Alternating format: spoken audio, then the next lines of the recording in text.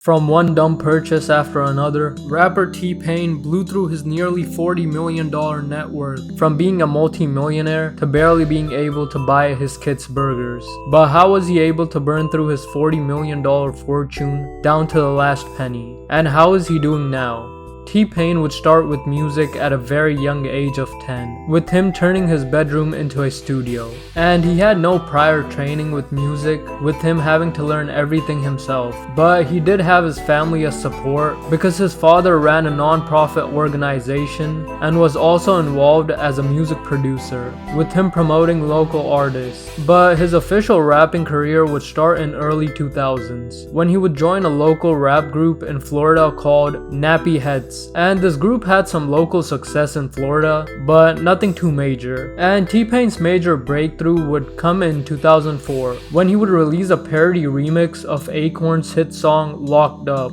And somehow this parody song would get the attention of Akorn himself, as he would get impressed by 20-year-old T-Pain and would sign him to his label, Convict Music. And this is where his career would start to seriously take off. In 2005, T-Pain would release his first solo album, Rappa Trent Senga. And with this album, he would earn his first $1 million with sales, touring, and endorsement. By 2006, he would make it mainstream and grow his booking fees up to $100,000 per appearance. And by the end of 2006, his net worth would be nearly $6 million. But this would be nothing compared to the success he would see in the near future. In 2008, his second album would drop, Epiphany, which ended up being #1 on the top 100 Billboard. And in 2009, his third album would be an even bigger hit, with him gaining massive royalties and reportedly increasing his appearance fees once again. And by this time, he would start to feature in songs with Kanye West, Jamie Foxx, Chris Brown, and many others, becoming one of the most in-demand artists of the 2000s. At which point, he would start his own label company called Nappy Boy Entertainment, and by the time 2010 came around, his net worth would rise all the way up to $40 million. And unfortunately for him, this would be the peak of his career. He would end up blowing through his $40 million fortune in just a couple years, with a lot of bad financial decisions, which would start in 2010 with his revenue slowing down due to audience backlash of auto-tune. Many people found auto-tune robotic, dehumanizing, laziness. It was seen as a lack of effort and skill, especially in the 2010s. People started heavily calling out artists for this, as it was getting very apparent that every artist started using it, and it started to irritate people more and more. But most of his money would go in unnecessary purchases and very poor investments. He would buy a total of 36 cars, including a $1.2 million Bugatti, nearly $500,000 Rolls Royce, and many more cars, which cost him a total of couple $1 million.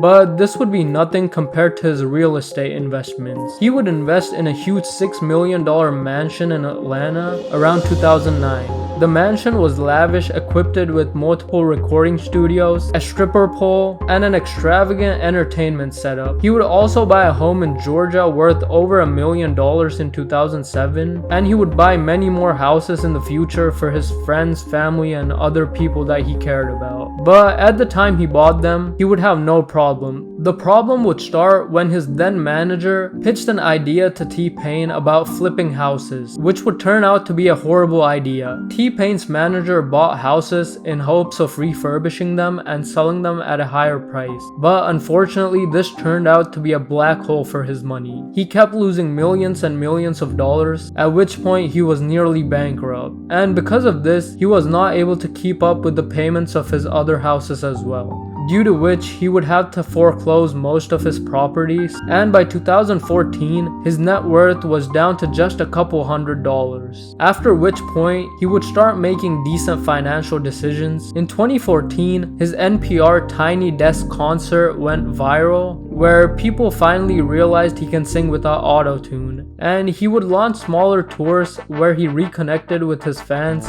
and started building his brand once again from the bottom up, at which point he started to get a couple interviews and brand deals, and by now he's completely rebranded himself by streaming on Twitch and gaming. He would also relaunch Napey Boys as a gaming and entertainment brand instead of a music label. He started selling merch and launched a new album in 2023 on top of the covers, but unlike his previous covers, this one did not get on the top 100 Billboard or win any notable awards, but it did get quite a bit of positive reviews and new eyes on T-Pain.